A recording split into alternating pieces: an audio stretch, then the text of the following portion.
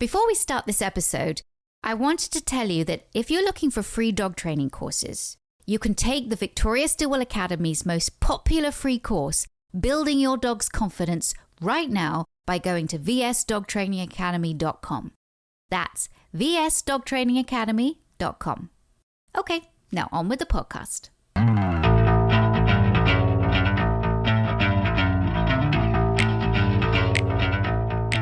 This thing on? Are we going?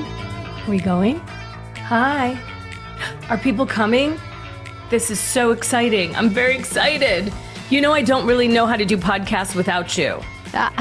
Well, I know. And we shifted to, it's such a trainer-centric podcast now.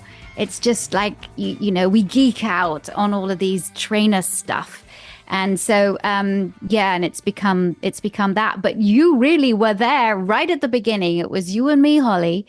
We were doing podcasts. By the way, hi, everybody. You don't know me. I'm Holly Firfer. I am one of Victoria's biggest fans. And I'm one of Holly's biggest fans. So I love it.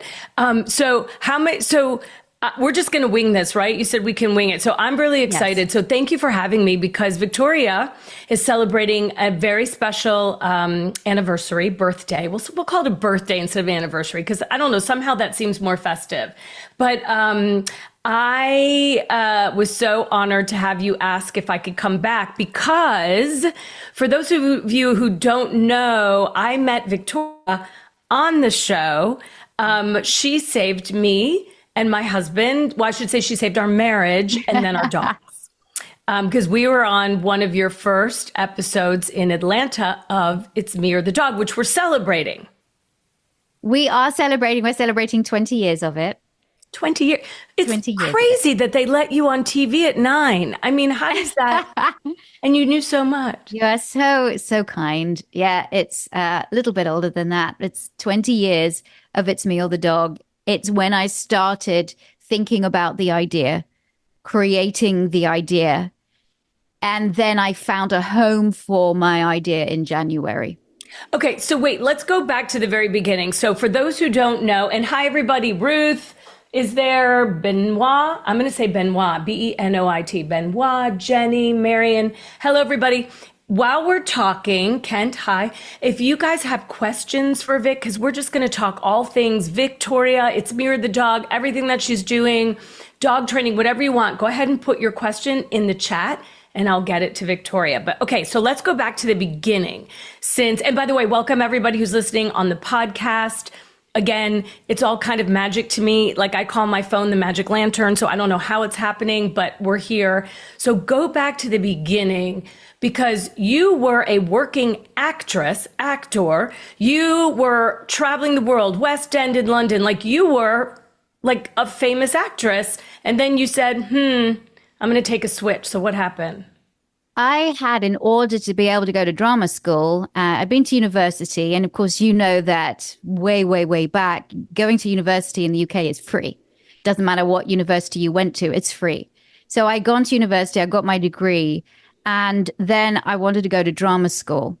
But I had a period between university and drama school, and it was that time that I created a dog walking company. Now, dog walking really wasn't a thing. There were a couple of other dog walkers walking their dogs on Wimbledon Common. But so I was kind of at the forefront of that, not even really realizing that. But I created this dog walking company, and I started with 1 dog a day. And then I ended up, by the end of the month, 20 dogs a day. And it was word of mouth. Yeah, it was word of mouth. So that was in the early 90s. I finished college in 91. And so 92, 93, those were my dog walking days, and then house sitting. So I became really immersed and enmeshed with the whole dog world. And it was through that I started to meet trainers and behaviorists and became really interested in training behavior, because I had no idea what I was doing. I was walking dogs. I would pick them up from their homes, put them all in my car, take them up to the Wimbledon Common, all off the lead, because we really walk in areas where there were no other people. And the dogs had a wonderful time. I had a wonderful time. I had everything from West Highland Terriers to Dobermans, to from boxers to schnauzers. I mean, I walked everything. And it wasn't until that I really started investing in training and behavior. I was like, I am fascinated by these animals and I want to learn more. But then I went to drama school, and throughout drama school, it's a great way to keep the money coming in was to do dog sitting. So I'm in drama school in London. I'm also dog sitting in beautiful places in Kensington and all of these places where I'm living in these great mansions looking after the dogs. And then I become an actor. But I love these dogs. And so I decided that my sort of second string to my bow, my survival job, because you know in the entertainment world, Holly, you know that not so much with you when you're in journalism and reporting, but when you do work for yourself, when you are self-employed like you are as an actor, you need to have a survival job. So my survival job was not waiting tables. My survival job was dog sitting. And it was through that I started to really double down on learning about training and behavior and became fascinated in how we had such an amazing relationship with this other predatory species. And that's when I decided I might want to become a dog trainer. Amazing. So for years, I did both. First of all, the quote of the day is I walked everything. So we're going to remember that. I did walk everything. Did you think that, so being an actress, it's really being a psychiatrist, almost a psychologist, like getting in the mind of somebody else to sort of portray that person. So did you feel like maybe that's what drew you to the dogs too? Because you're not just, a dog walker or a trainer, you're a behaviorist. So you really got to get into the mind of a dog. So did you see that correlation? Is that sort of what triggered it for you? Because you have this love about what's happening inside the mind. I think being an actor really helped me to become a great observer and to be a good communicator. Because as an actor, you have to be very aware of how your body moves through a space. And as an actor, the difference between somebody who is an amateur in amateur dramatics, I've seen many great amateur dramatics productions. I've been in a few of them when I was younger, is that the difference is that when we went to drama school, the first day I was told by this woman called Hilary, who taught us Shakespeare, she said, "Welcome, I am now going to teach you how not to act." Interesting. And I was like, okay. She said, "I am going to teach you how to react." And it was almost like that's the difference in the fact that you have to be a really good listener as an actor as well, because you're really listening to what the other person is saying so that you can react to that. The difference between amateur dramatics is that like you're just thinking about what your words are. It's not very genuine. And amateur dramatics people tend to do too much, whereas we have to be more authentic and genuine and do less. And so that's another thing that I was taught at drama school: do less, do less, do less. All of that has made me a better communicator and observer, which is so important, not only working with people, but working with animals too. So it seemed to be a natural progression for me that even though, don't get me wrong, I loved being an actor and I am so thankful for the training that I received, but it was a natural progression for me to make it easier to become a trainer because I had these skills. Makes so much sense. All right. So tell us about how you created Though It's Me or the Dog. So it's one thing to be a dog walker, understand their behavior, but it's another thing to say, okay, I'm going to take it to television. And I guess maybe the acting plus, the dog behavior, observation, learning, training was like the perfect confluence of two worlds. But how did you even come up with it? And when was that sparked? In London, I was beginning because I was learning and going to seminars. I had a mentor. And so I started to take on clients, of training clients. So now I wasn't just dog sitting and dog walking. Actually, the dog walking was much less. It was mostly dog sitting. Then I began to do dog training. It wasn't until I moved to Manhattan where, again, I was doing both. But I started my dog training business in Manhattan in 2000. And it was Dog Trainers of New York. And so I had a business partner as well, because, and that time, this is before social media. So the way we advertise is that we design flyers and we go to every single vet surgery in Manhattan, it seemed, every single pet store, and we put our flyer up on the board. That's how you did it in those days. And word of mouth, it just went so fast that myself and my business partner, Gary Gross, we had so many consults so quickly, and it was all one-on-ones, which means we go to the person's house and we're dealing with all kinds of behavior issues. So I decided I wasn't ready to make the full transition out of acting, but it was something that said to me, you go for an audition and you come out feeling pretty dreadful. I did a good job, but I don't know if I'm going to get this. 9 times out of 10, it's really hard to get a job. When you get a job, it's amazing. I would go to a dog training and I would come out feeling $1,000,000 because I know that what I had done was just help that person and help that animal. And I remember sitting myself down, and my husband and I lived in a tiny, tiny little apartment in Midtown Manhattan, and going, I think the world is trying to tell me something, that I'm going to have to make this switch and make it full time. And that's what I did. It wasn't easy, but that's what I did. And as soon as I made it, it was like everything fell into place. Our business was expanding. I moved out to New Jersey. We did Dog Trainers of New Jersey out there.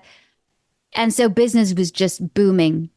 But, and here's the big but, I was also working a lot of rescue. We were fostering a lot of animals, and I was seeing the incredible waste of life, not only in the municipal shelters in Manhattan, but in the rest of the 5 boroughs, all of the boroughs. And that made me so angry. And I was like, I really want to be able to do this on a larger scale. I want to stop you really quickly because Marion has a question, and she wanted to know why you moved to the U.S. in the first place. So back up a little bit and talk about what got you to the States from London. It was for love. It was for love. My husband's American. So we met over in England, actually, in a show we were doing. And that's why I moved over to Manhattan, because that's where he lived. So tell everybody about the show that you were doing. Yeah, we were doing Buddy, the Buddy Holly story. He was playing Buddy Holly and I was playing Maria Elena, Buddy's wife. It was an amazing musical. Sorry, if you don't think the universe works in weird ways or strange ways, like how amazing. Sorry, go ahead. Yeah, I met him and I pretty much fell in love with him on the first day I met him. And 3 months later, I knew I wanted to marry him. And then we got married, actually. We got married every night on the stage because that's what happened, right? In the show. But we got married. We got engaged a year later and then married a year after that. So yeah. That's amazing. And Jenny wants to know, who did you train under initially? To train under? Yeah. It was a guy called Ken Cockram, and he is no longer with us. So, but he was a big trainer in Wimbledon, and he was the one I think was my biggest influence. And so if you live in Wimbledon, you pretty much know who Ken Cockram was. And then just to follow up quickly, and we'll get to It's Me or the Dog, Rita wants to know, why did you decide to go into acting? So I was 6 years old. I wanted to become an actor since I was 6 years old. One of my very good friends at the time was Emma Hicks, and her father was a very well-known British, kind of the British Elvis Presley. His name was Tommy Steele, and I went to the same school as Emma, and she was my best friend. And I just remember, I think Tommy was quite a big influence in my life. Plus, my family was very musical. My mother was a ballerina at the Royal Ballet, and my father he wasn't a professional musician, but he was from a family of professional musicians. So I think that entertainment gene was always in the blood. I had a very good singing voice from a very young age, and it's what I wanted to do. So there were a lot of influences in my life where I was exposed to theater very early on. And it was that That That was it, makes a lot really. of sense. See, it's Yeah. incredible how, and I think it speaks to the point that you always talk about is that we are influenced so young, and what we're teaching our children and young people, we don't realize how much they carry with them into adulthood, which is why I know you're big on training young kids to not be afraid of dogs and how to take care of dogs. And, so I do think you're evidence of that, I think. Okay. So let's get into, the whole It's Me or the Dog. So you're an actress, but then your real passion is really understanding, learning about dogs. But you had this brilliant idea. Yeah. Tell us about this light bulb aha moment. So I have a lot of great clients. I see the changes I'm making as a trainer in the city, and Manhattan is not an easy city to train in. I mean, you really to have a business is one thing. Because Manhattan is such close living, because dogs have to fit into into the boxes, as it were, it can be really, really hard. It can be really good, but it can be really hard as well. So I feel like I paid my dues. But as I said, I was volunteering with an organization called Cause for Paws at the time. And it was through that I fostered, my husband and I fostered over 2 years. We fostered 40 different dogs and cats. So Holy sometimes smokes. we'd have a litter of puppies. Sometimes we have some kittens, but we would have everything come through our tiny, tiny apartment, from truly German Shepherds to Shih Tzus. And we became this foster family. But I just was angry, Holly. I was like, I don't understand. And how these shelters are so full. And I want to be able to get my message out. So I was emailing the Today Show, and I want to get on these morning shows so that I can tell people, look, if there's a behavior problem with your dog, you don't need to relinquish it to a shelter. There's things that you can do. I started to write articles for magazines. My first article was and I've forgotten what magazine it was, for an American-based magazine. And my first article was London Living, It's a Dog's Life.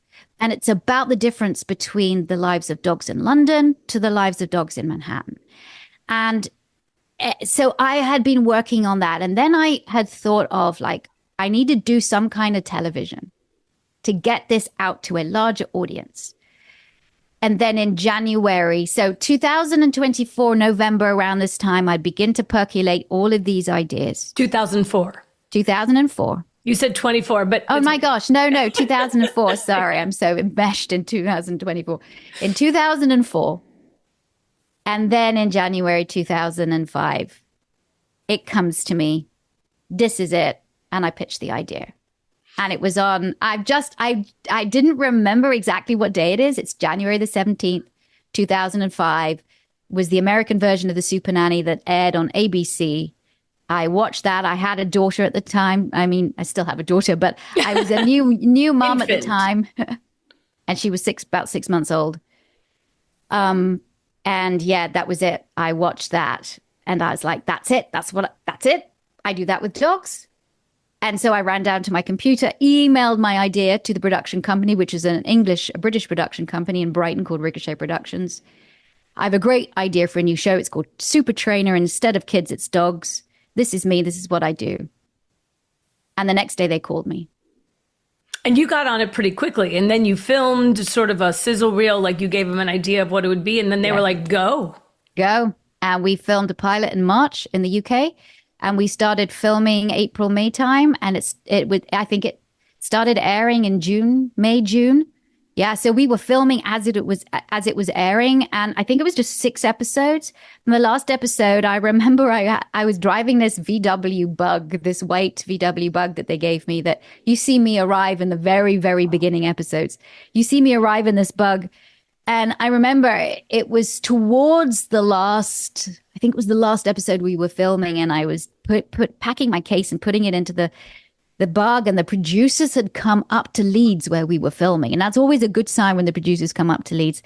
And I remember Jo Ball, the producer of Ricochet, she was like, yeah, it's going so well. Do you want to do another series? And then that was it. It just exploded. Another season. And then you only did one in the UK? No, I did 4 seasons in the UK. So I filmed 40 episodes, I think, around 45 episodes. And then what happened is that was between 2005 and 2007. And then Animal Planet picked up the British shows to air on a Thursday night. And that did so well that Animal Planet commissioned another 4 seasons. So it was really filming.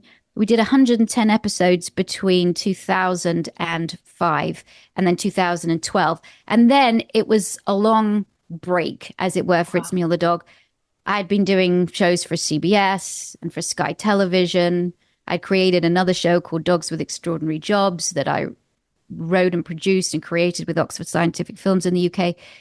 So that was all happening between 2012 and 2021. And then I get a call from Ricochet Productions, who I had, before the pandemic, been working with again, but for another show for the BBC. And they said, do you want to do It's Me or the Dog again? Discovery wants it. And I'm like, yep. So we did another 40 episodes. Yeah. So I've done 150 episodes. So they just finished airing in the UK. Yeah. That's okay. It's crazy, Holly. It's crazy. You can see me age throughout. Which hardly I do. I've seen some of the episodes. We were in the first. Did you do Atlanta first, or did you do New York? Which was your first U.S. season? So the U.S. season, we started in L.A. and then we did Atlanta, and then we did New York. Because New York was like new parts of New Jersey and Staten Island and things like that as well. You did a bunch in Atlanta, and we were in the first time you were in Atlanta, and we watch our episode again. People are always like, "Oh my gosh, we want to watch it!" So we sit down with people and watch it. And you look exactly the same. I don't know. I might have swallowed a small child, but you look exactly the same. So unbelievable. Thank you so much. I do remember that time. I was a little nervous because I knew at the time you had the big morning show on NBC here in Atlanta, and everybody knew who Holly Firfer was. Plus, you also had your big radio DJ, and that was like, oh my God, now I'm going to meet her, and I'm also going to spend a couple of days with her and her husband to help her with her dogs. So I was nervous too, Holly. I was really nervous. Isn't that crazy, Victoria? And just so people know, I remember when I was coming home because you had come early to meet my husband, and I pull up and I was like, get yourself together, Holly. Regain your composure. Don't let her see you're a ding dong. Like, I was so nervous. I had the dry mouth and I was like shaky, and I was like, hi, my voice is like 3 octaves higher. And I was like, oh my God. And I was so embarrassed because we had a dog that had been destroying our house. I mean, chewing, and it was mostly chewing. She was a pit bull and very orally fixated. And I will tell you, and then our other dog started to resource guard. And I will tell you, for those who might go, well, it's reality TV. It is not the Real Housewives. This was the real deal. Like, you came in, we did it. You fixed us. And when I say us, not just our dogs, but my husband and I, who I love to death. But as you said, you put it perfectly, succinctly. I'm type A, he's type Z. And we were doing the butting heads thing, right? Because the dog's chewing the carpet, and he goes, it's just carpet. I'm like, what? So talk about how it's not just the dogs you're training, but you're also training people, and maybe training people more than you're training the dogs, actually. Well, I always tell my students at VSA, you can't do this job unless you really like people too, unless you really understand people and like them. You don't have to love them, but as long as you respect them and respect their journey, because a lot of your work, most of your work is going to be with the person, because they are the most important trainers in your dog's life, not you. So I was just there to see what had gone awry in this relationship, what needed to happen. Not just a relationship between you and Sean. I'm not saying that. Parents the relationship between you and your dogs. Like, what was happening? What did your dogs need? What did you guys need? And try and match all of that up. That's really what a trainer's job is. So we have to be really effective with people. And I do have to say, on It's Me or the Dog, that the client wasn't paying my bill. The network was paying my bill. So. Or my check, I should say. So I was encouraged, and it was very much the genre of the time, to be pretty tough.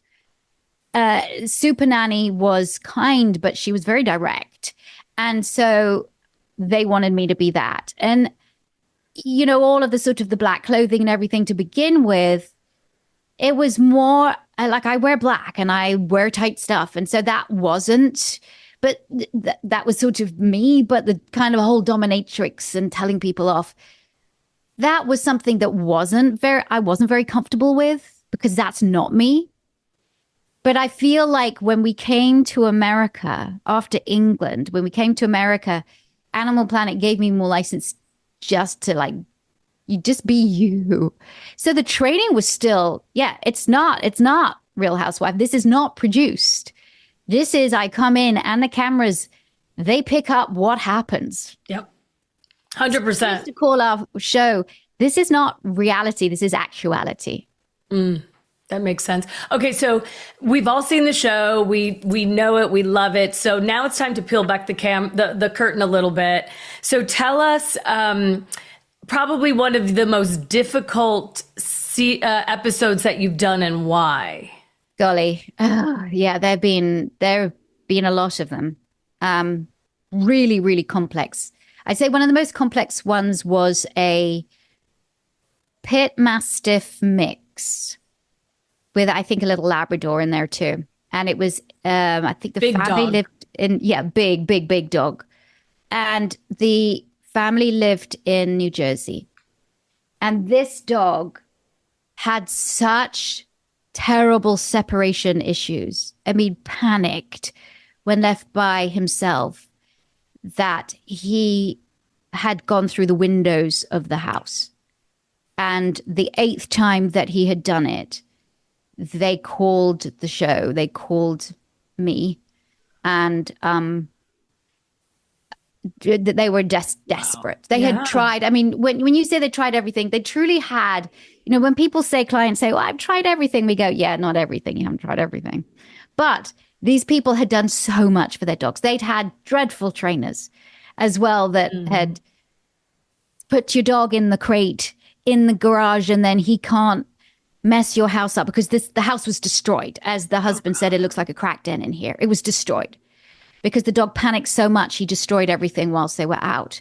They had to put bars up on the window. They also had to put cardboard up on the windows as well so that he couldn't see out but couldn't get out. But anyway, one of the trainers had come before, like I think they'd had it 6 months before, where a trainer had come and put a shock collar on the dog. Which is just awful. And then said that they should put the dog in a crate in the garage. And they, the couple, who lovely couple, they were at work and the wife got a call, your dog is out. And they're like, how can our dog be out? He's in a crate in our garage. How can he had got himself through the crate and he'd eaten his way through the garage door.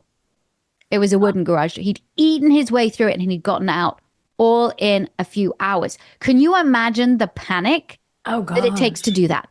So I went thinking, my goodness, all right, this is a really, really tough one. It was also one of my most successful. What did you do? And it took 6 weeks, really, for this dog to go, I'm all right, actually, I'm okay. And I threw everything I knew at it. Everything from enrichment to what they did when they were in the house, what they did with him for enrichment to expand his horizons, how to deal with his frustration, how to create more independence, how to show him that when you're alone, it's okay. Music therapy, definitely consulted with their vet.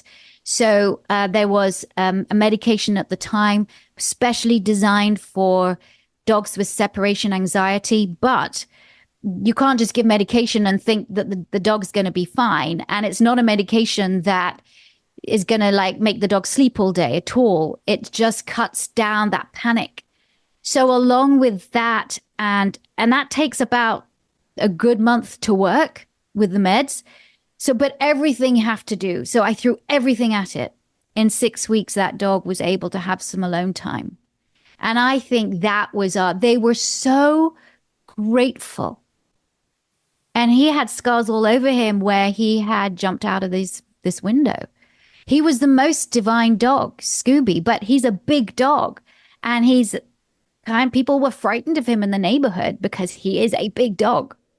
He was just a scared dog, and people don't realize that separation anxiety, you can't correct that, right? You can't tell a dog off for that. This is a dog having a full-blown panic attack. And so that was intense, but I still put it up there as my biggest achievement on the show. I love that. And to the owner's credits, to the parents' credits, they didn't just say we can't handle this dog, goodbye. They tried so hard, and I love to hear that with the owners. So hard. I know you've told us some crazy stories. You had bruises on your leg from one dog. Mastiff, yeah. It was a Mastiff. He was huge, big boy, massive. And he was called Prince. And he was a family here in Atlanta, and Prince loved to hump everything. He was he was a big humper. He was at that sort of a year old age. And everything that comes through the door, he humped. So I had bruises on my legs, the whole thing. He was also another dog that did not like people coming into his house. And so people were worried about him. It wasn't so much that he was just, I find that that dogs that do that are so uncomfortable. So you think that they're trying to be dominant, but actually their language, their body language looks like it is. Like, because they're trying to control your movement. But it doesn't come from a place of confidence. It comes from a place of total insecurity. Like, he did not know how to greet people when they came in through the door. Humping was his coping mechanism. When I increased his confidence and told him, you're safe, you're okay, less humping. So, and no humping. So he's much more confident. It's this whole getting rid of this whole idea that humans have had for so long of like our dogs, when they're doing things, are trying to dominate us, are trying to, it's a very human way of looking at it. But there's so many things that we don't understand what goes on in the dog's brain unless you've studied it for years and years and decades like you have. And do you have in the show, do you have one that is, I don't want to say like a favorite, like I know you talked about the ones that are most successful that you're most proud of, but did you have a dog that you particularly maybe attached to a little bit? Because you do spend so much time with these dogs and the people besides us. Take us out of the equation because we know we are your favorite. Oh my gosh. Thank you. Well, yes, of course, Kashmir and Barnsley, they were just, and of course, after that, then you and I became friends and I was able to be with them a lot. And so that was wonderful. And they were very different personalities, but they had the best mom and dad in the world. So, but I think I've been attached to so many, and sometimes it's really difficult to say goodbye. One of the ones that I adored was Teddy Pom Pom, who's a Pomeranian in Wales, and he bit everybody that came through the door. Everybody that he didn't know, he bit them. And so by the end of the time that I wasn't there, he did not. And again, this is just people thinking, well, this dog's being bad. And he wasn't. Again, he was so uncomfortable. People coming into his house, he just didn't want him there. But when I showed him, look, you're all right. You're all right, mate. And he changed. And it's so beautiful to be able to do that. There are dogs that I have wanted to take home.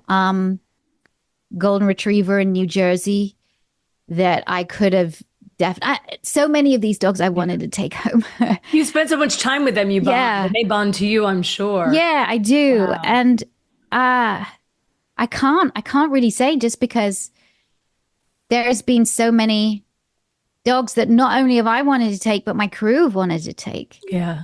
Because filming with them, you can't be on the crew of It's Me or the Dog unless you're dog lovers. And sometimes they haven't taken the dogs that we've been working with, but they've definitely adopted dogs when we've gone to shelters or, and of course, one of them, our good friend, Stacey Owens, who when we were filming together and she was on our crew, she adopted, or she found a dog that was abandoned, and she adopted that dog, George. It was the craziest story. Yeah. They set up shop, just for people who'd want to know a little bit about production.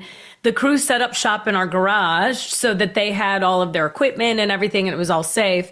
And they were out there while we were filming inside. They would be watching it in the garage. They had all their cameras and their TV monitors set up. And this dog just comes walking into our garage, total stray. Like that dog, again, we talk about the universe. I swear the universe was like, this dog needed a home. This dog was abandoned. This dog was, lost, cold, whatever, needed, hungry. And it just walked into a place where they happened to be filming a reality show about dogs. Like, Isn't that the most bizarre? I mean, it's exactly, people are like, yeah, that didn't really happen. No, it no, happened. it happened. It happened. And that was George. And it Yes. ended up being George because George didn't have a home. So, you have to go through the proper procedures, especially in our county, to ensure that this dog doesn't have a home, right? But George ended up, after all of that had been gone through, George ended up going back and living in Beverly Hills because that's Oh my where God. Stacey lived. She was from LA. So her parents lived in Beverly Hills. And so this dog is like living the life. It had a beautiful long life. It did. It Gorgeous. just, the universe knew what to do. Yeah. We talk, It's Mirror the Dog was on for so long. There have been knockoff shows by some that have not been so great. And I'll be honest about it. There are shows, Caesar Milan Dominance Training. I will not watch it. I will tell anybody, look, this is not the way to do it. Other knockoff shows of that. But you're not doing It's Mirror the Dog at the moment. And I know that you are so busy, and you've decided one of the things you have really focused on is creating the next generation of Victoria Stilwell positively trainers, which is so important, right? You can reach a lot of people on TV, but I think what you're doing is what most people smart, do, who care about dogs, is that you want to teach others so that they can, you tell a friend and they tell a friend, and so on and so on and so on. So it's kind of like that. So you don't really have a lot of time to keep. I mean, I know you try doing TV, but you are really devoted to the trainers. So Yeah. after that long-winded question, do we need more shows like this? Do you see a future of more shows like this? Because you can't do everything all the time. I know you're being asked by networks, you're being asked by production companies, to do shows, but you're so devoted to training others to help others. What do we do? Where are we now? What's the state Well, where of we're this? now is that I did do another show called The Dog Academy in the UK. It's a really big one, and it's myself, and it was 5 other trainers. Now it's four other trainers, and 3 other trainers, sorry, and me. But The Dog Academy was very successful, and it aired in the UK last year, and then they got a second series. So we filmed that, and that series should be coming out sometime spring 25. So that's the Dog Academy, and it really is amazing. But we're in one central place in a beautiful manor house in the middle of the United Kingdom, and people bring their dogs to us. So there is myself, Joe Pay, Kamal Fernandez, and Sean Brown for the second season, and then Adam Danes and Shane Hartshorn, who are our support trainers, and Amy Brown as well. And so we're there, and so people bring cases. And I have to say, if you're talking about, I'm not allowed to talk about it, but if you're talking about not just the dog, but the couple that I wanted. I'm James and Meg. I so love them so much, and their dog, and they had a real problem with this dog. They were the nicest, loveliest people, and they still send me photographs. And so you got to wait to see that show, because they did have a real lot of problems. But yeah, so there's 2 things. We created the Victoria Stilwell Positively Dog Trainers, VSPDT, after the British season ended, because in around sort of 2008, because lots of people were emailing saying, hey, we want Victoria to come and train our dogs. Well, I can't be everywhere. And I was also really busy filming other shows as well. So then we were like, but there's so many people doing so many great things out there. If we can have an umbrella where we could recommend other trainers. So that's when we created the Victoria Stilwell Positively Dog Trainers, who are the creme de la creme of trainers. And they are various parts of the world, and you can employ one come to your house, they do classes, and they really are I think they're some of the best trainers in the world. So that we all train under the same umbrella. We have the same code of ethics. We have the same philosophy. Then there is VSA, and Victoria Stilwell Academy trains people to be trainers. So that's different from VSPDT because VSPDTs are already established trainers. VSA, though, is a school to train people to be trainers. And that's where my love of education continues. And we've had thousands of people go through the course now. This is 10 years nearly of VSA. It's been in operation for 10 years. So very, very proud of that. Quick question though, you don't have to be wanting to be a professional trainer. It's good for anybody. Like you've got sort of like almost like an adjunct class where if I wanted to know how to handle I'm getting a new puppy, right? I don't know the first thing, or I just want to prevent problems. I don't have to be going to be a professional trainer. No, you don't. Take classes, right? So here's the thing that at VSA really is centered on if you're going to do the dog trainer course, you are going to become a dog trainer, or you want to add training experience to your existing animal care profession, like dog walking or grooming. Okay. Right. So, but we do have two courses: the starter course, which is called Building Your Dog's Confidence, and then the training fundamentals, which is a 10-hour course, and anybody can take those. But the full 6-month to a year dog trainer course are for people who want to really focus on becoming a dog trainer or adding those skills to their existing business. Positively is something different. Positively is our website where you can find all this information as well. But Positively, we have courses on there for trainers. We encourage trainers to look at them because they're amazing courses. But they're also for dog lovers. So, and these courses, some of them are 50 minutes long, some of them are 30 minutes, some of them are an hour. But it's where anybody who's like, I really need to understand my dog's body language a bit more. You can go take the body language course at positively.com. And so we designed all of this so that not only can we create a new generation of dog trainers at the Victoria Stilwell Academy, but we also have created positively.com, which is the best website out there. I don't think there's a better one. I know I'm biased for people who want information about their dog. And so not only can you read stuff, you can watch videos, but you can also take courses. So I know it's a lot and it gets confusing, but that's really from day one, Holly. All I wanted to do was to educate. All I wanted to do was to cut down the amount of dogs going into shelters, keep dogs in homes. And my aim, my mission is to still do the same. Have you been trying to find the right time to level up your professional dog trainer skills, knowledge, and certification? We built the Victoria Stilwell Academy's professional dog trainer course for people like you, and we've purposely designed it so that you can start whenever is most convenient for you. Or are you looking for how to begin as a professional dog trainer and don't know where to start? The Dog Trainer course guides you through the learning process from A to Z, delivering a powerful yet flexible experience, resulting in VSA's prestigious Certified Dog Trainer certification. Or maybe you're already a trainer, but feel there are a few holes in your skills and knowledge. VSA's flagship course contains all of the knowledge and skill-based assessments via your own dedicated faculty advisor to mentor you through the course and help build your confidence to be an elite dog training professional. Or perhaps you already run a pet business as a dog walker, a sitter, daycare, groomer, or your veterinary staff, and you want to be able to provide the clients who already trust you with certified training and behavior services as well. No matter where you are on your journey, the Victoria Stilwell Academy's Dog Trainer course is here to help you chase your dreams as a professional dog trainer. Our friendly, accessible team is available today to talk with you and help you determine whether VSA is the right fit for you. Or you can enroll in a completely free starter course right now to test drive the VSA Student Learning Center for yourself. And as a special holiday bonus, if you apply for registration using promo code HOLIDAY, we'll give you the largest special bonus package of add-ons of the year worth more than $1,000 or £800.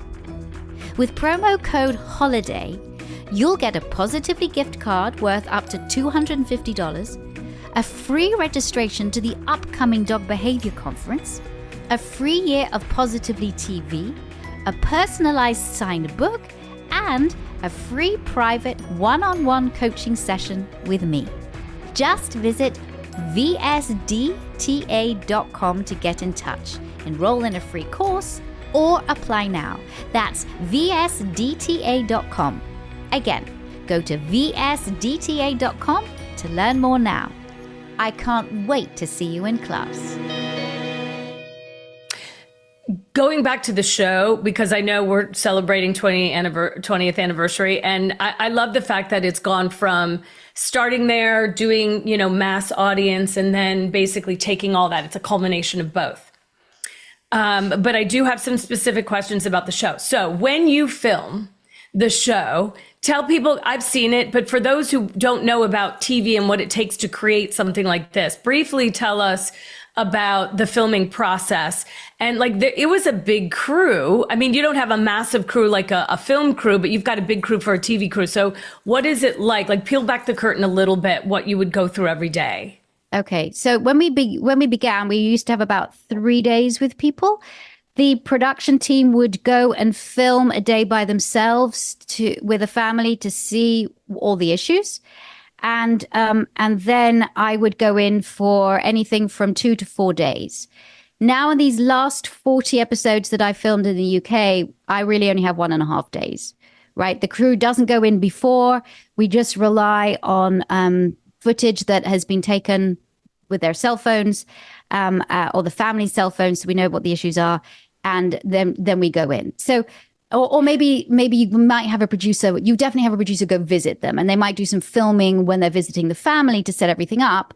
But it's not like a big filming day like it used to be. So wait, let me interrupt you. I'm going to interrupt you along the way because I want you to explain. So when you do that, then are you doing that purposely so you could see the issues and formulate a plan? What's the point of doing that? By the time the families have already been chosen. So what happens is that casting notices go out. And that's a casting team. And then they might pick the people that they want because they like the dog story and the family story. Then they send them to me to say, what can you achieve in this short amount of time? So I ultimately pick the families and the dogs with which I will be able to work with. Right. And then from there, I see a short video. So I might see like a 3-minute video, some interviews with the family. I'll see the dog behavior. And then before I go, I have an idea. But when you see me meet the family for the first time, it is literally the first time I've met the family. Mm-hmm. And I have not met the dogs either. So when I go in, I'm going in cold. But, we have to, it's really important for me that all the dogs are vet checked, that if I suspect there's any medical issues, that they get checked out first. They have to have a clean bill of health from their veterinarian before they can come on the show. And that it's also important to me that there's safety most importantly for the dog and all the people around it, including the family and the crew, and then myself. And that we think that this dog will be able to cope with crews coming in, because it's a stressful thing when a whole load of people you don't know with big cameras, we call them the third eye, come into your house. So all of those things are taken into account. So there's a lot of pre-planning. Then there's the actual filming time, which, as I said, now is 1.5 days. And then after that, then that's when all editing happens and that sort of the show is put together. But let's say a typical show, like when we would come to film with you, then in 2007, 2008 to 2012, we would take around 56 hours of footage. 56 hours of footage over what was then about 3 to 4 days. And that is edited down to 42 minutes, which is an hour show in the US because of all the commercials. Crazy. So you can see, however, you could say, oh, well, it's edited to make it look amazing. The most important thing that not just me, but the producers of the show were like, this has to be edited for truth. And there might be times when things haven't gone right, and we have to show it because we don't want ever to have anybody ever say, oh, this is just all BS. If it didn't go right, we say it didn't go right. Or if we can only get to a certain place, we can only get here because this is a larger problem, right? So we really want to be truthful on the show, and I think that's what we've really been very steadfast about. I could attest to that because when you came in, our dog with the chewing problem and then one had the resource guarding problem, and we didn't know to feed them separately and all. But also, I remember we also had cats, and our one dog was very fixated with the cats. You taught my dog leave it in no joke 20 minutes. 20 minutes. I was like, she's never going to get this. And to your point, we went to rally obedience training so that we could get some of her energy out. Oh, the rally did not go well. Yeah. But it did not go well. My dog was like, bleh.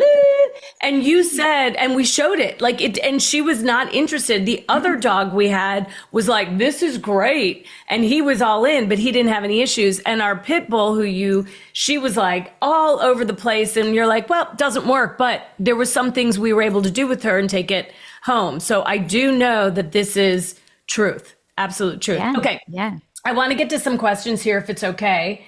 Absolutely. First question is Sarah Weaver says, hello and congratulations on 20 years.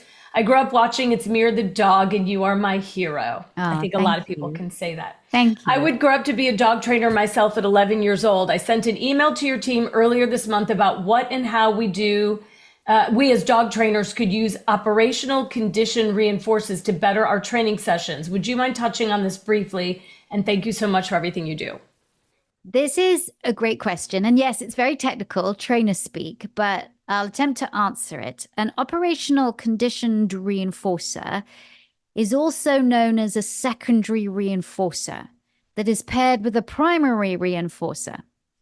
And to help you understand that a bit better, so our primary reinforcer that positive trainers use a lot is food.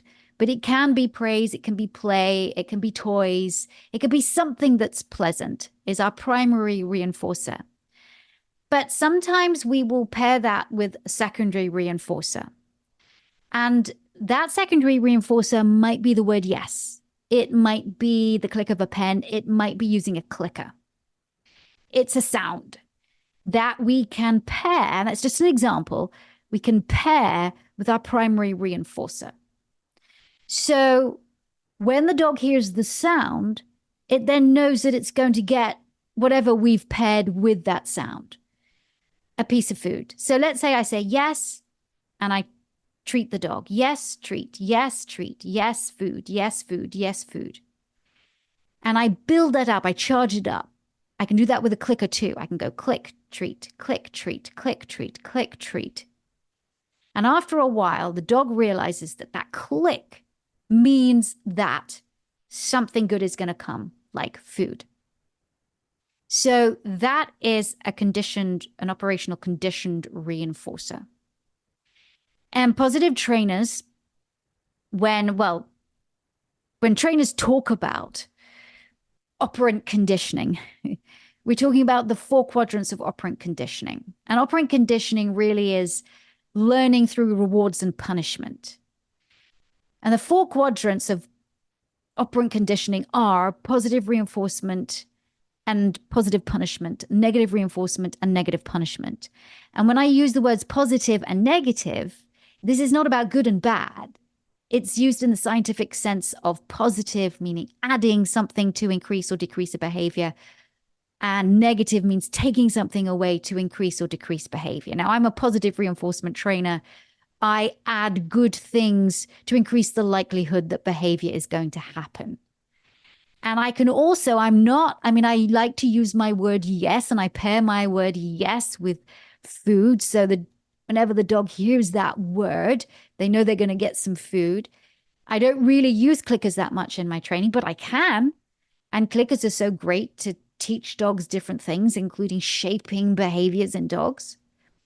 But that click is a conditioned reinforcer. Now, you have to look out a little bit, because sometimes what we miss is that there might be conditioned reinforcers in the environment that we don't realize. So if I put my hand on the door handle here, that is on the door next to me, this is the door to go outside. And so when my dog sees me put my hand on the door handle, that's a visual cue. She knows that most likely the door is going to open. But if I rattle it as well, because it rattles as I open it, that's a sound that she could be in another room and she hears it and she goes, oh, the door is about to open and I can go outside. So her primary reinforcer is the fact she gets to go outside. Her secondary reinforcer is the sound of the door. So I hope that helped. In fact, I just rattled the door handle and she's coming into the room like, can I get to go outside? So similarly, I have a drawer, and in the drawer in the utility room has leashes in it. Now, I can open the drawer. That is a visual cue that's like, oh, mum's about to take me out. But if she's in the other room, she knows that the sound of the door opening, that's such a conditioned reinforcer that she'll come running. So that she hears that sound and she's conditioned that sound means that the leash is going to go on and she can go out. I hope that I've made that clear. I do think we have to be really aware as well of what we're using in training, because so much of what we're using, of our treats and our toys and praise and play, they could be what we call extrinsic motivators. Those are all cool things, but it's not really what makes the dog tick. When we talk about extrinsic motivators, those are all the things that we use for rewards, for example. And they do reinforce behavior as long as the dog likes them. Now, if we look at what intrinsically moves the dog, that is what really makes the dog tick. And if you look at a border collie, for example, let's take a border collie that loves chasing things. The intrinsic motivator is chasing. We can use extrinsic motivators with the dog, the border collie, but food and toys and games and play is nothing. It doesn't even touch the fact of that thrill of the chase. So if we need to stop that dog from chasing, we need to come up with something, an extrinsic motivator that is going to be as powerful as that intrinsic motivator, because that dog really wants to go chase above anything else. No point in sticking food in front of that dog's face when it sees something it wants to chase. That's not going to work, right? And I do think we have to be really careful as trainers that when we choose these motivators, that we really understand what dog we have at the other end of our leash, so that we know what we can use to encourage our dogs to learn. I hope that I'm clear, that's made that clear, but I know it's pretty complicated. Interesting. I know it's getting a little technical. No, but it's interesting because, I have my dogs have been gone for a while. They were older and passed on, but I have a nearly 2-year-old pit bull. And when you're saying that, I'm thinking, oh my God, because you know what I mean? Now I'm thinking about, oh, I give her this, but she really wants that. Like, interesting. See? Yeah. And it's so when you're working with a chasing dog, a dog that chases something, and you're trying to put a piece of food in front of its mouth, that's why I like it. It doesn't work. Why? Because that doesn't mean that much. The chasing is the thing that means the much. So now you have to find something that can not just replace the chasing, but that the dog really wants to do as well. So something that's equally as important. Yeah. Interesting. Okay. Yeah. Let me get to another one. This is from Angela. She has 2 questions. She said she recently discovered there's a big link between people with ADHD and being dog owners. Also, they're the very people who are not consistent with things like training, grooming, etc. So I wonder if you know about this correlation and if you have any advice or thoughts. And that would make a lot of sense, right? Because you think about it, you're doing something, you get distracted very often. And unfortunately, maybe the dogs are the ones that suffer. Yeah, look, they do. There are dogs can do so much for people. They can improve focus, and they can send you crazy, and they can make you more organized. They can make you more scattered. And I do find that there is if you are kind of more of the hashtag scattered and that your dog is the kind of dog that needs a bit more direction, I could definitely see that might have some negative impact. However, I also see that can be your genius in the fact that you're creating and thinking and doing things that might create a much more stimulating and enriching environment for your dog. So I think the sweet spot is that you understand what your dog likes to do with you and what your dog likes to do independently. And if you have a nice mixture of that, so you don't have a dog that is so focused on you, it can't do anything without being focused on you, or you have a dog that doesn't care about you at all and is just going to do whatever, that you have that mixture of the dog that really looks to you for help sometimes, but also has that courage and confidence to solve problems by itself at times as well. Interesting. And I would imagine it might help the person with ADHD too, because in some ways, as you always talk about, you're training the person as much as you're training the animal. If you're giving them something, okay, this has to be done, or setting an alarm, the dog needs to be fed, or, you need to walk, it gives them structure to keep them from. It does. Hashtag scatter. It does. And somebody that I've never been diagnosed with it, but I really do definitely think I have some kind of form of ADD, that it's really difficult to focus and the mind is going in all directions. I don't think that having like a structure every day is necessarily going to help you if you have to, because there's not panic, but if you have to follow something, like I have to do it, it can make you feel very anxious. So I'm more of, the way I deal with it is to have more of there is a sort of structure there, but I don't have to follow it to a T. If I don't follow it to a T, it's okay. But I have some idea of it. And that means that I am less anxious about, oh my God, it was 5 o'clock. I didn't feed the dog. Shoot. And now I'm telling myself off for not feeding him. Now no, it gives yourself a bit more wiggle room. Giving yourself permission. Yeah, it does.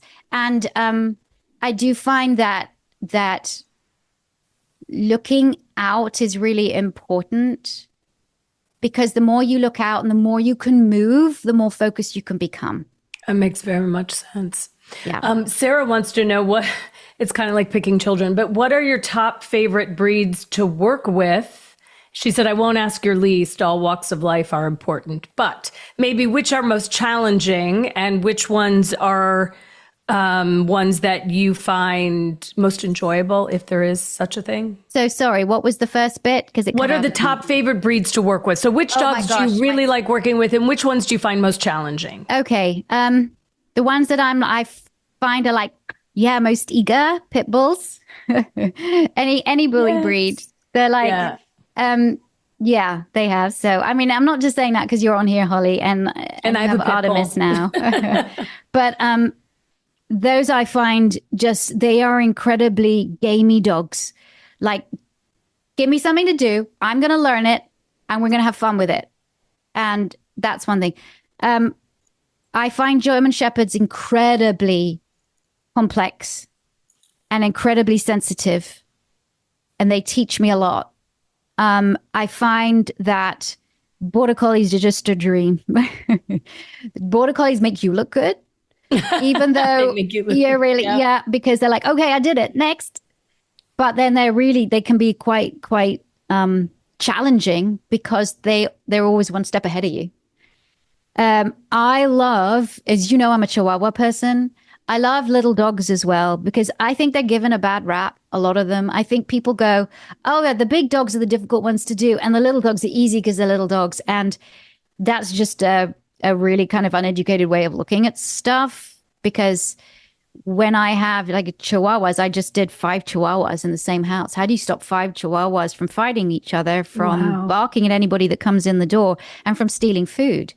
Right. So I love working with them. They are incredibly sensitive dogs. They're incredibly smart. They have to deal with a lot in life because they're so small. They tell you how they feel absolutely 100%. They are like, I really hate you, or I really love you. There's things that Chihuahuas don't do anything by halves. And so I don't know. I'm not, I'm a sight hound person as well. I love sight hounds, borzois, Irish wolfhounds, deerhounds, greyhounds. Yeah, it's really difficult to, but I would say that those breeds are kind of the breeds that I go, ooh, here we go.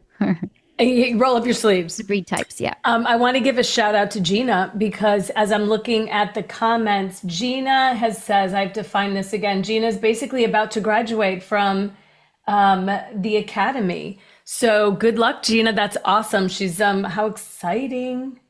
Congrats.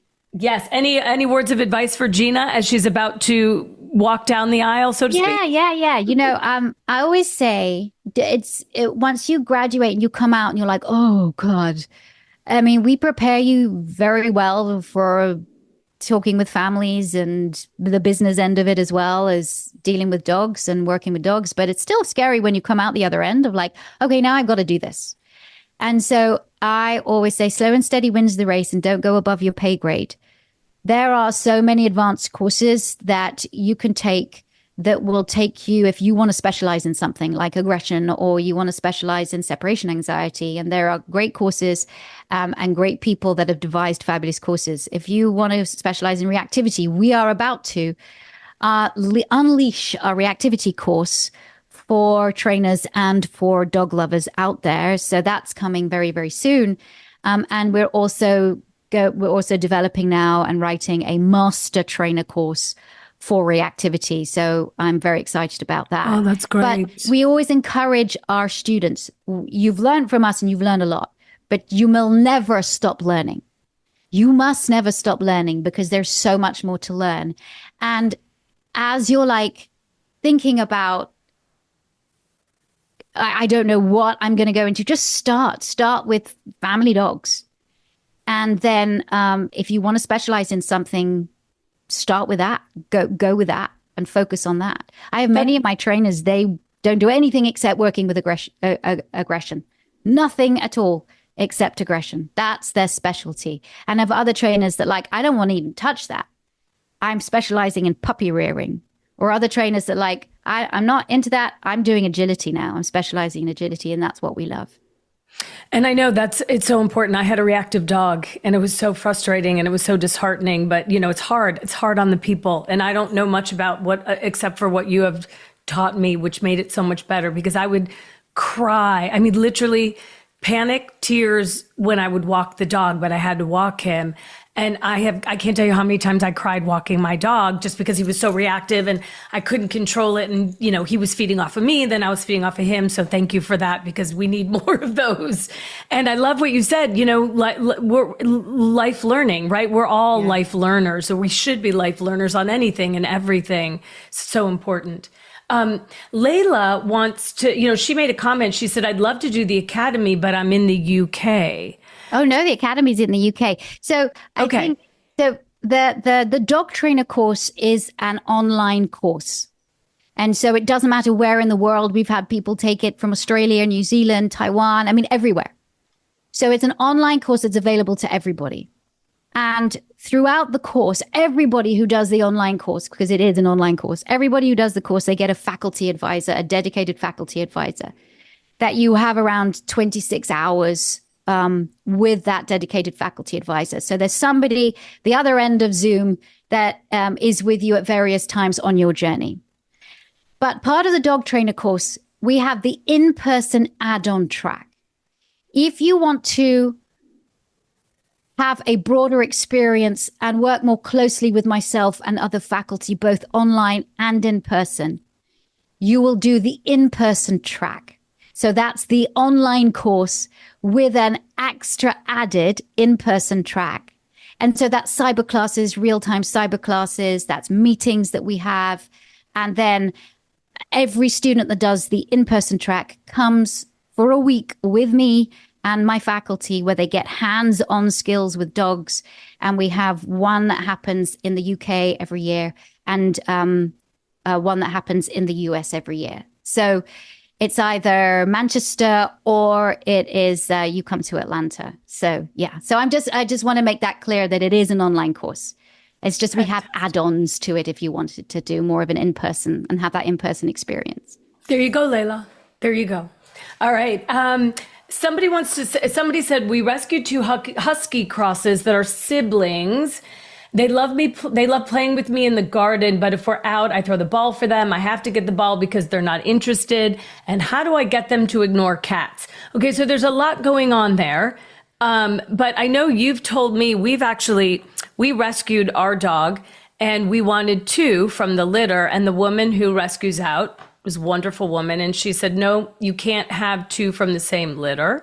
So talk a little bit about the why you don't maybe recommend having litter mates. And I mean, maybe you do, I don't know, but also, you know, the other issues here about, you know, they go out, they love playing fetch, but you know, now they're out in the world and look at what's around. Now they're not interested. And then cats.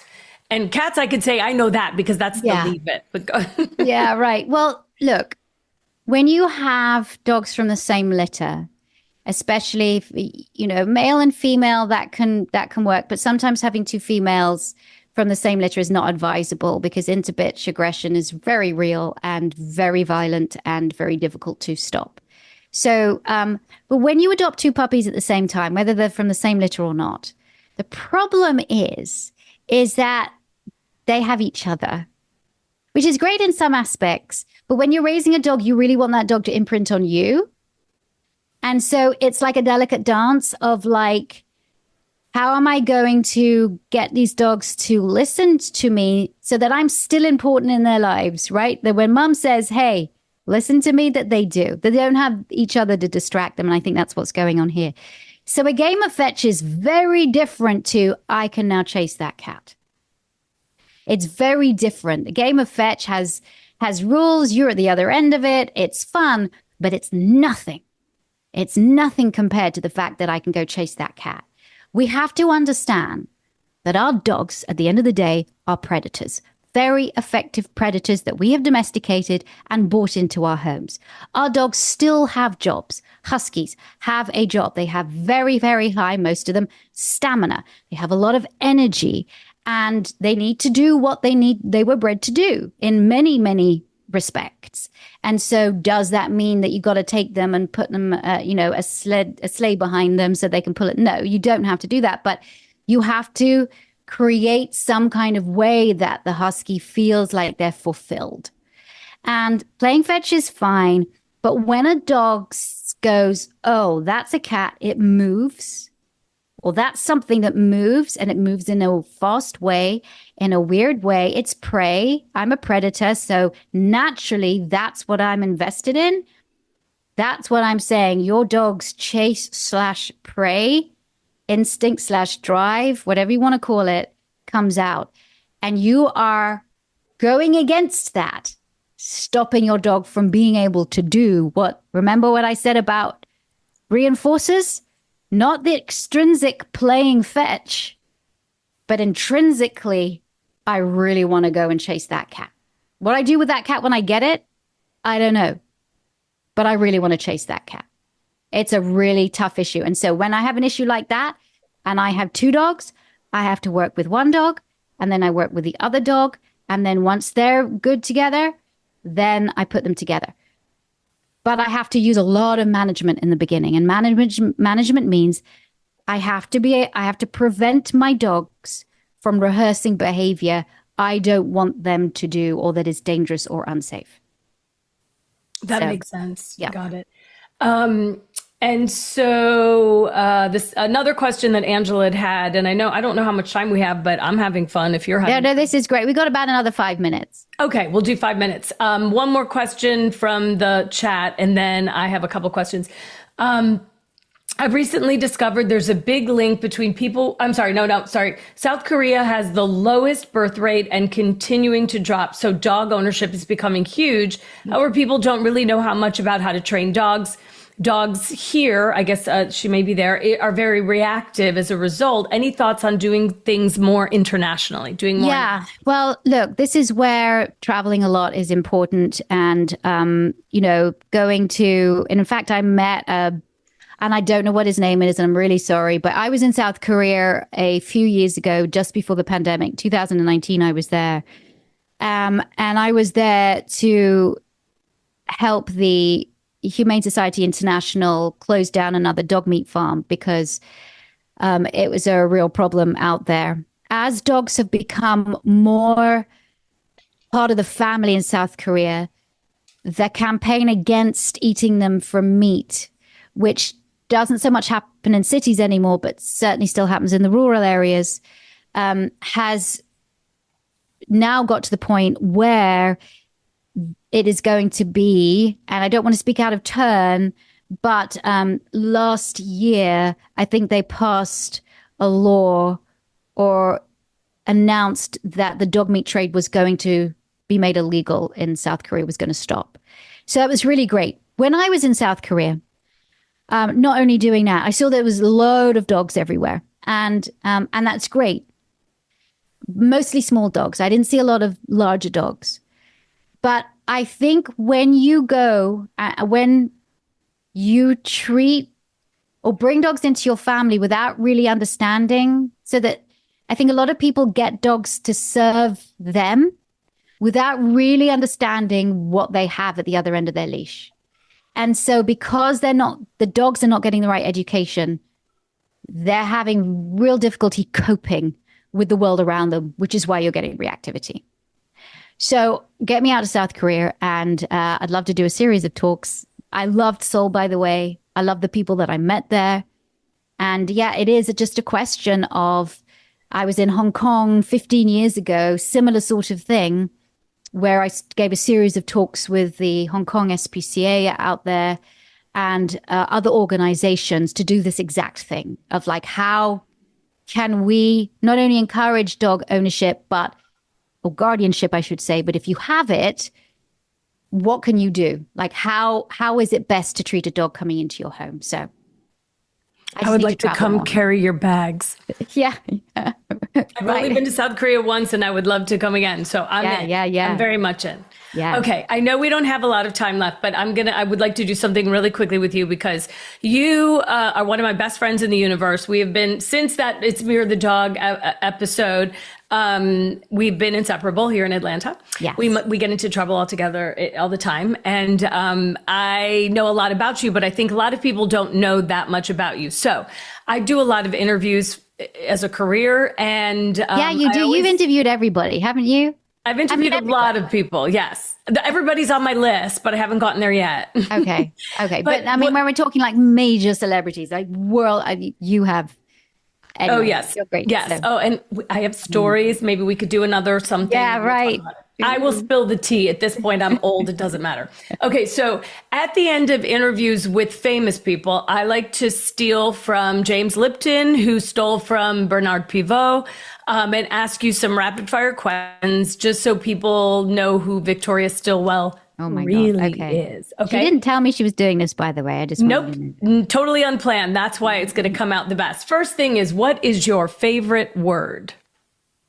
Oh gosh, I know this. You should. It's your favorite word. No, it is my favorite word. I was to say this is my favorite word, and I absolutely love the way it sounds. But can I think of it now? 100%, I can't. Is Darn your it. fan around? Can he tell you? No, onomatopoeia is one of them. Onomatopoeia, I think, is a brilliant word. And onomatopoeia is like, sounds like the word it is. It's I like slushy. it. All right, we're going with that. Yeah. I want you to use it in a sentence every time I talk to you now. Okay. What is your least favorite word? No. What turns you on creatively, spiritually, or emotionally? Nature. What turns you off? Politics. What is your favorite curse word? You can just spell it. Oh, I think the one that I use most is the SHIT. Okay. What sound or noise do you love?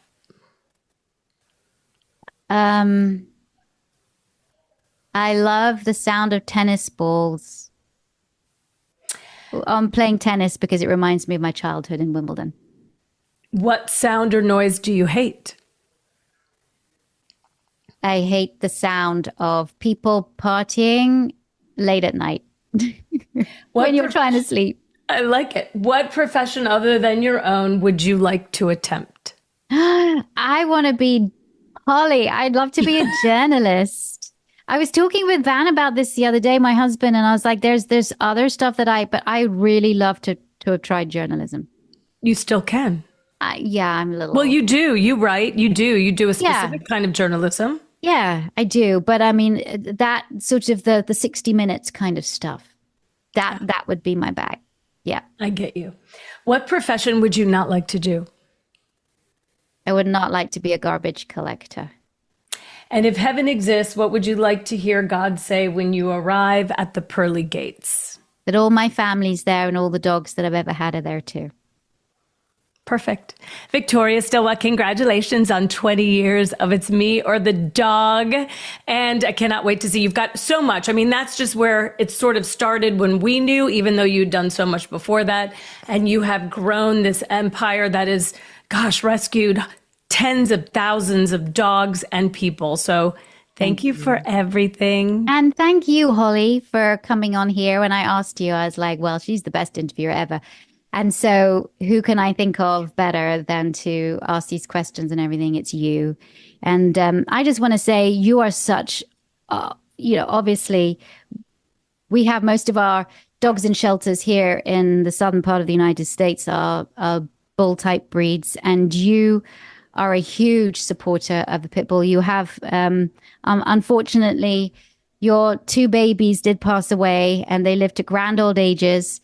But you now have Artemis, who you rescued, and she is divine. And I just want to say thank you to everything you do to raise awareness about animals and about rescue, and especially to stand up for our bully breeds who really need it. Well, thank you. It's because of you. So, and thank you everybody for joining us. This was so much fun. Can we do it again? Yes. How about we do like 20 years and 2 months anniversary? Yeah. Like, let's do this again. Well, what we can do, Holly, is that I know that a lot of people miss you. And I think because the podcast sort of morphed to being a bit more trainer-centric heavy, and then maybe we can do occasionally now and again, and that you can't say no because I've got you live, that we could do sometimes a more newsy one and more asking questions like this, I think. Or fun. Yes, because I like the questions. I learned so much. So absolutely. Stay tuned. As we like to say, stay tuned. All right, congratulations. And thank you, everybody, for joining us. It was so great. Thank you for having me here. Love you. Bye, everybody. Goodbye. Thanks for tuning in to Victoria Stilwell's Positively podcast. For Victoria's online dog training courses, more information, and helpful dog training tips, visit Victoria's official website at positively.com. Get connected on Facebook, Instagram, and other social media as Victoria Stilwell, and follow her on Twitter at Victoria S. Learn to become a professional dog trainer with the Victoria Stilwell Academy at vsdogtrainingacademy.com. And be sure to tune in next time as Victoria helps you and your dog live your best life together. Positively.